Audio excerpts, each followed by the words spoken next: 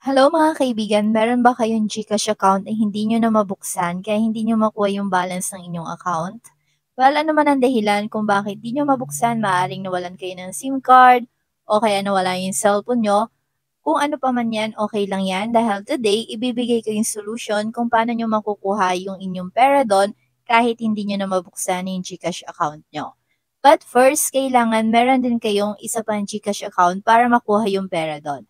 So, una natin gagawin, bubuksan natin yung ating GCash app.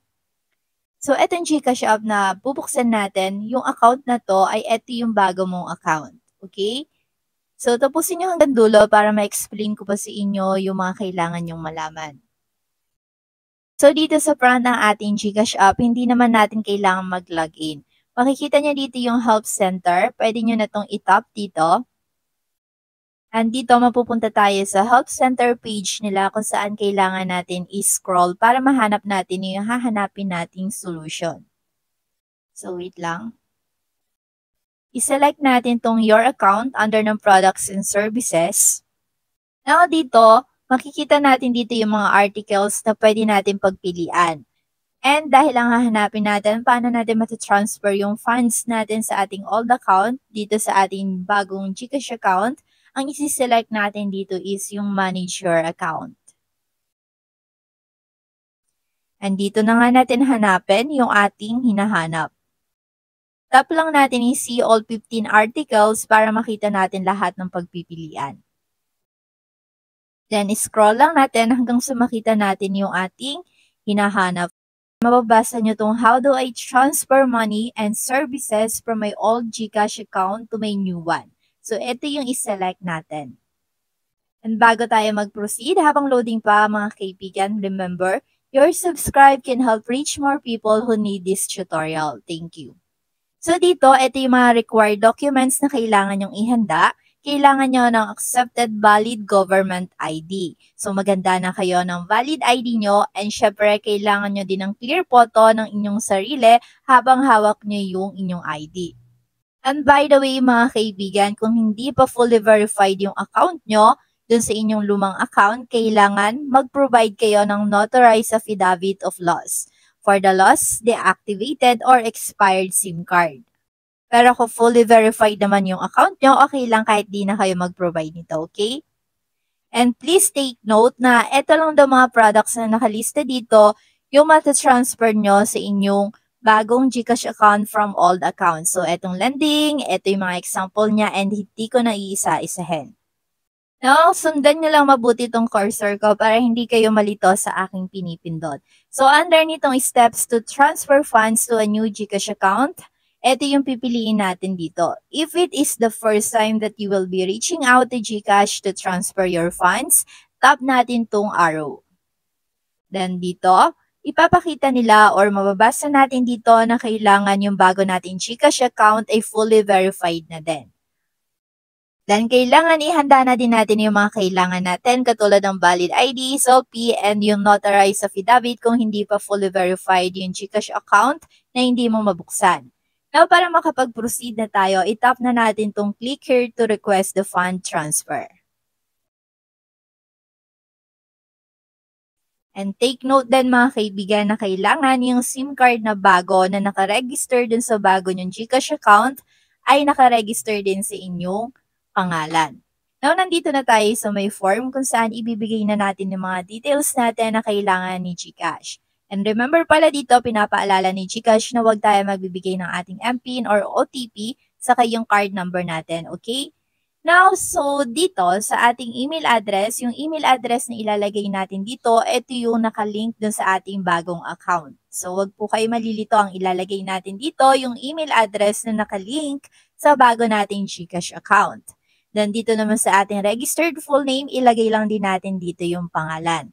And remember pala, yung ating gagamitin na pangkuha ng ating old funds dun sa ating GCash account na hindi mabuksan, kailangan nakapanghalan din sa atin. So, dun sa ating old GCash account, saka dun sa bago nating GCash account, kailangan ay magmamatch yung pangalan. Okay? So, hindi tayo pwedeng humiram ng ibang GCash account para makuha yung GCash account na hindi natin mabuksan. Now, dito, kung nasaan country ka ba, ito yung pipiliin mo. Nandito yung mga pagpipilian. So, naka-Philippines to. Tap lang natin yung arrow para makita nyo. Ayan. So, ito yung code ng number ng Philippines plus 63. Now, dito sa ating mobile number, ang ilalagay natin dito ay yung mobile number ng ating bagong GCash account. Your account type, so dito pumili ka lang kung ano ba yung account type mo, meron ditong arrow, okay? Dito sa may box ng all GCash mobile number, dito natin i-input yung mobile number na nakaregister doon sa ating GCash account na hindi mabuksan. So, kailangan naaalala nyo din kung ano ba yung niregister nyong mobile number doon sa account na yon. Then, dito naman, ilalagay ulit natin dito yung ating mobile number. Pero itong mobile number na ilalagay natin dito ay yung bago nating mobile number na nakalink naman sa ating bagong GCash account. Then, input lang natin dito yung ating first name, middle name, and last name. Then, huwag niyong kakalimutan, ilagay din dito yung date of birth nyo. So, andito na din yung format. So, kailangan mauuna yung year, susunod yung month, and susunod yung date.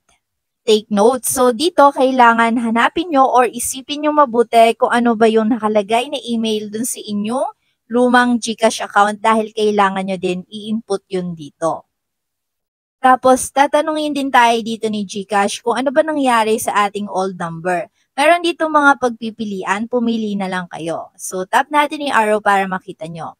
Maaring na-deactivated yung SIM due to failed SIM registration, lost SIM or stolen SIM, damaged SIM, or I don't want to use this number anymore. So, bahala na kayong pumili. Now, dito, kailangan natin i-input dito yung exact amount na gusto natin i-transfer from old account sa bago nating GCash account. Now, kung hindi nyo na naaalala, pwede naman natin sabihin dun sa may box mamaya na hindi na natin maalala yung exact amount dun sa ating lumang GCash account. Dahil meron naman ditong option kung saan pwede tayong mag-add pa ng additional information regarding dito sa ating concern. Now, yung 4 digits ng ating GCash Mastercard, ilagay nyo dito. Pero kung wala naman kayong GCash Mastercard sa inyong lumang GCash account, ilagay nyo lang dito ay NA. Then, input nyo lang din dito yung G-Insure policy number. Kung wala, lagay nyo dito NA or 00. And sa mga merong subscription sa G-Life, pwede kayong pumili dito ng yes. Kung wala naman, itap nyo lang dito yung no. Now, dito, itatap lang natin tong box kung saan mag-a-agree nga tayo na gusto natin i-transfer yung wallet balance natin, including GCash card, G-Insure, G-Funds, and marami pang iba dun sa ating bagong GCash number. So, tap natin dito yung box. Para nga pala sa mga meron G-Save sa kanilang lumang GCash account, kailangan kayo mismo yung kukontak dun sa may partner banks para mag-request kayo na palitan yung number. Okay? So, malinaw po yan ha. Kontakin nyo yung partner banks para mag-request na palitan yung number. So, tap na natin dito yung box. Ito yung isa pa sa pinaka-importante. So, kailangan din natin mag-agree na yung ating lumang GCash account ay madi-delete after ma-transfer yung amount natin or yung balance dun sa GCash account natin. So, kailangan nyo din dito mag-agree. So, mawawala yung mga transaction history nyo, G-Score, G-Forest, Piggy Bank, and other information. Okay? Pero ang importante, makuha natin lahat ng balance ng ating account. So, tap na natin dito yung box. And now, ito nga yung pinapahanda ko sa inyo kanina. Kailangan mag-selfie kayo, hawak yung valid ID nyo, pero kailangan yung ID nyo ay malinaw pa rin nakikita yung details. And nasabi ko sa inyo kanina na kailangan kung hindi pa fully verified yung inyong old accounts, kailangan nyo mag-provide ng notarized affidavit para sa mga funds na 1,000 and above. So, tap natin yung box. Pero kung fully verified naman na kayo, pwedeng hindi na rin kayo mag-provide dito. Pero mas mainam na din kung magpapagawa kayo dahil mabilis lang din naman magpa-notarize.